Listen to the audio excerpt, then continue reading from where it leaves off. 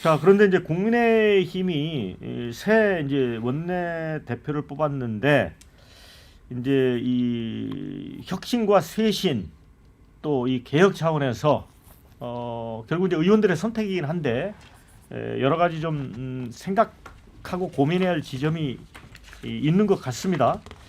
TK 출신 송원석 의원이 1차 투표에서 끝났죠. 106명의 투표자 중 60표로 과반을 넘겨서 결선 투표를 할 필요가 없었습니다. 이 송원석 의원은 아무래도 당 주류인 친윤계 또 이제 영남권 지지 확보하면서 쉽게 이제 선거를 이긴 것 같습니다. 한순간도 웃을 수 없다. 어깨가 무겁고 모든 것을 바치 열심히 하겠다라고 했는데 김용태 비대위원장 개혁안 5가지 있었습니다. 그런데 견해가 다른 부분 고려해야 한다며 혁신위를 구성하겠다는 제안을 했고요. 김용태 비대위원장 임기 연장은 안 될 것 같습니다. 30일까지라고 선을 그었습니다. 임기 연장 부분은. 자, 그런 입장이고요. 또 이 당대표 이제 권한 대행으로 이제 송 원내대표가 앞으로 이제 경선 방식이나 당원 투표, 여론조사 비율 등의 실질적 영향력을 행사할 수 있기 때문에 이제 당대표 선거에 있어서 이른바 주류 쪽에서 나온 사람이 좀 유리해지지 않겠느냐라는 그런 이야기가 있습니다. 자, 근데 이게 지금 한동훈 전 대표 측에서는 이런 상황을 어떻게 받아들일까요? 근데 한동훈 대표 본인이 만약에 9월에 전당대회를 연다고 했을 때 나올 것인지도 사실은 미지수인 것이 지금 국민의힘이 내년 지방선거에서 선전을 할 수 있는 기반이 아닐 거예요. 뭐 그리고 지금 이미 지방선거는 2022년도에 대승을 거뒀기 때문에 잘해야 본전입니다. 그러니까 서울시장 하나 지키는 정도, 그다음에 충북지사 지키는 정도가 아마 국민의힘이 할 수 있는 최고의 성적표일 텐데 충남지사랑요. 근데 만약에 이 중에 하나라도 뺏기면 사실은 이건 패배예요. 그러면 한동훈 대표는 벌써 3번이나 이제 패배의 아이콘이 되는 거거든요. 총선 패배, 그다음에 대선 후보 패배, 그다음에 지선 패배. 그러니까 이게 트리플이 되면 이제 한동훈 대표에 대한 열기가 확 식어버릴 수가 있어서 실제로 그래서 친한계에서는 이번 텀은 쉬고 총선 공천권이 있는 다음 총선으로 가자. 그러니까 이 당이 지금 이제 초가집만 남은 상황에서 이제 완전 초가집도 다 무너져야 그때 우리가 득세한다. 이제 이런 논리들도 나오는 것 같거든요. 그래서 저는 한동훈 대표가 나올지 말지도 약간 좀 미지수인 것 같고요. 그리고 지금 주류계가 뭐 저는 사실 친윤이라는 이제 이름은 없어져야 된다. 왜냐면 윤 대통령이 지금 이렇게 욕을 먹고 있고 아무 영향력도 없고 실권도 없는데 무슨 친윤이겠습니까? 그러니까 윤석열 구주류라고 제가 저는 범주류라는 표현을 쓰고 싶은데 이 범주류가 봤을 때 이거예요. 그러니까 뭐냐면은 혁신 좋다. 반성도 해야 되고 국민 앞에 비상겸 사과도 해야 되고 그 당시에 윤 대통령 탄핵 당론으로 했던 것도 이제 중도층의 마음을 잡지 못하고 다 아는데 지금 여기서 마치 옛날에 문재인 정권 초기에 보수 적폐청산하듯이 누가 누구를 재단하고 평가하고 해봐야 남는 게 상처뿐이라는 거죠. 왜냐하면 지금 당장 선거가 없기 때문에. 그러면은 현역 의원들한테 뭐 가만히 있어 입 다물고 있어 이렇게 뭐 할 수가 있는 게 아니잖아요. 그러니까 지금 당장 너무 내부적으로 싸워봐야 솔직히 이것은 혁신도 아닌 그냥 분열뿐이고 일단은 좀 내년 지방선거까지 이재명 정부 초반에는 좀 우리라도 단일 대우를 형성해서 가자 이런 생각이 좀 많은 것 같아요. 네. 김은기 의원님, 예.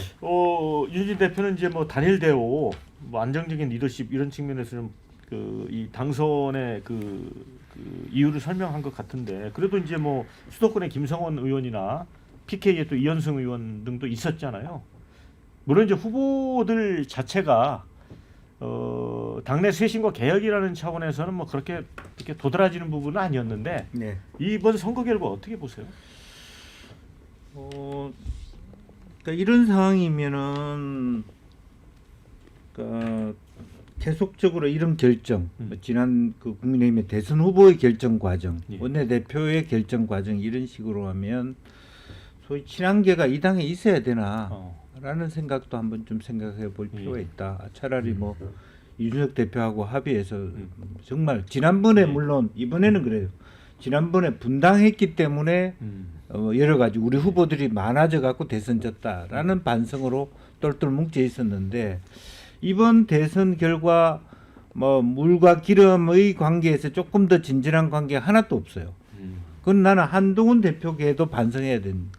예. 그러니까 만약 첫날부터 김문수 옷 입고 전국을 돌아다녔다면 사실은 원내대표 선거를 이런 식의 결과가 그러니까 한동훈 계파가 거의 없다라는 게 거의 증명되는 이런 원내대표 선거를 치르고 난 다음에 뭐 괜히 뭐 전 당원 투표 뭐 그런 식으로 하면 자기 팬들 믿고 다시 당원 가입시켜서 해보겠다고 하지만 진짜 골간은 살만 있지 뼈가 없는 한동훈계예요. 예.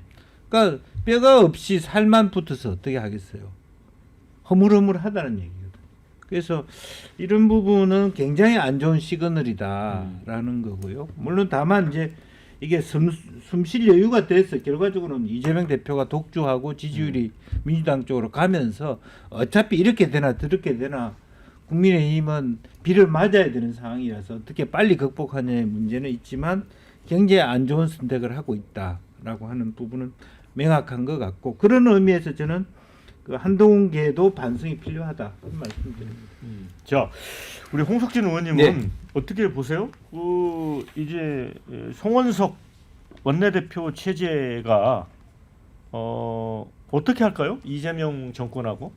예, 굉장히 좀 어려운 시기가 될 겁니다. 일단은 뭐 소수 야당이라서 그렇지 않아도 국회가 민주당의 어떤 독주로 뭐 입법 예산 모든 것이 이제 흘러가는데 또 3대 특검까지 이제 마련하고 하기 때문에 뭐 이번 원내대표는 뭐 역대 어떤 원내대표보다 굉장히 어려운 독이 든 어떤 성배다 뭐 이런 어떤 표현을 다들 이야기를 하고 있습니다.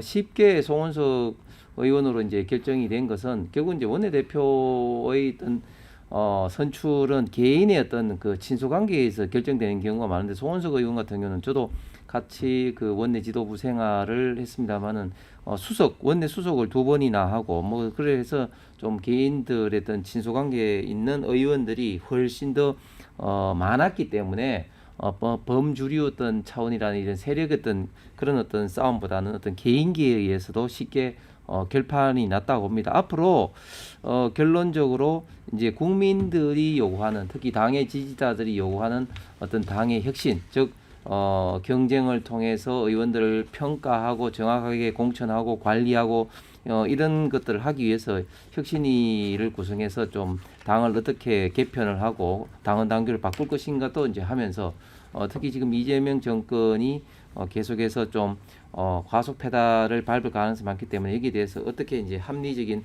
어떤 견제를 할 것인지에 대해서 결국 이제 올인을 좀 해야 된다. 그러면서 자연스럽게 당에 어떤 뭐 있었던 많은 어떤 분란이라든지 이런 것들을 이제 그 안에서 이제 녹여낼 수 있는 그런 좀 리더십을 보여야 되는데 그러기 위해서는 1차적으로 가장 중요한 게 당의 지도 체제 좀 정비라고 할 수 있겠죠. 지금 8월 말 내지는 9월 초에 결국 이제 당 대표 선출을 하겠다고 이미 이제 선언한 만큼 그렇게 이제 관리를 하면서 당 대표가 되면 결국 이제 신임 당 대표 그리고 원내 대표 중심으로 투톱 지도 체제가 뭐 이루어지게 되면 지금보다는 또 훨씬 더 좀 국민들이 보기에 특히 당의 지지자들 보기에 좀 당이 좀 제대로 이제 운영되고 있는 모습을 좀 보이지 않을까 좀 생각합니다. 김주수 원장님은 뭐 국민의힘 의원들이 좀 최적의 판단을 했다고 봅니까? 일단 어쩔 수 없이 이렇게 판단한 것 같은데 본인들도 진짜 암울할 겁니다. 답이 없잖아요. 진짜 이래도 안 되고 저래도 안 되고 꼼짝 달싹을 못하는 이런 상황에 빠지는데 적어도 앞으로 3년 동안 고난의 행군을 할 수밖에 없는 상황인 것 같습니다. 국회의원들의 임기가 3년이 남아있는 상태에서 TK당이라고 하는 게 확인이 되어 있는 상태고 이 TK가 범주류든 구주류든 뭐 친윤이든 이런 이름으로 근제하다는 게 확인됐고 그 어떤 개혁도 통하지 않는다. 최소한의 국민에 대한 성찰 반성을 통해서 그런 어떤 퍼포먼스라도 해야 된다라고 하는 게 김용태 비대위원장의 생각이었던 것 같은데 이것조차도 잘 받아들이지 못하는 일이니까 지금 새로 당선된 송원석 원내대표가 좀 더 뭐 임기 문제를 어떻게 조정하든 이런 부분을 좀 절반은 받아들여야 된다고 생각해요. 그래야 이게 이게 대화가 되는 뭔가 국민들의 생각이나 이런 걸 반영하는 야당이구나 이런 느낌이 줘야 되는데 이거는 완전히 귀 닫고 눈 닫고 입 닫고 딱 가는 뭐 앞으로 그냥 고만 하는 느낌 이러면 뭐 민주당의 지금 뭐 이렇게 김민석 국무총리 후보자의 문제든 뭐 여러 가지로 이렇게 또 발이 꼬이고 그 이재명 대통령 후보 시절에 했던 이야기 상대가 저절로 넘어져서 이기는 경우가 있더라 이렇게 반사 이익을 가져갈 것 같아도 이렇게 이런 쪽에 누가 반사 이익을 주겠습니까? 그래서 내년 1년 뒤에 있을 6월 3일 날 지방선거까지 답이 없어 보이고 그런 상태에서는 보면 좀 더 과감하게 이렇게 그러니까 비대위라든지 이런 조직을 가지고 핵심을 해야 되는데 비대위도 성공 조건이 있어요. 이 비대위는 총선을 앞둬야 되고요. 강력한 대선 후보가 나와야 되고 거기에 국민들이 지금까지 생각하지 못했던 지형을 뛰어넘는 새로운 비전이 나와야 비대위가 성공을 합니다. 그러니까 그런 조건 모두가 다 안 되기 때문에 앞으로 상당히 힘들어질 것 같습니다. 네, 실시간 댓글 의견 좀 소개를 해드립니다. 변화와 쇄신이 필요하다며 또 친윤 뭐 이렇게 인식을 하십니다. 그냥 도루묵이다. 자, 찐윤이 거의 다 장악해 절대 다른 세력이 도저히 이길 수 없다 이런 의견. 친윤계가 어딨냐? 이미 윤이 절이 됐는데 국힘 이제 선명야당 역할 좀 잘 하자 이런 의견을 주셨어요. 그런데 김용태 혁신안 좌초 안타깝다 이런 의견. 민주당은 개딸이 좌지우지하는데 한동훈 팬덤은 그러질 못하네. 또 이런 의견도 주셨습니다.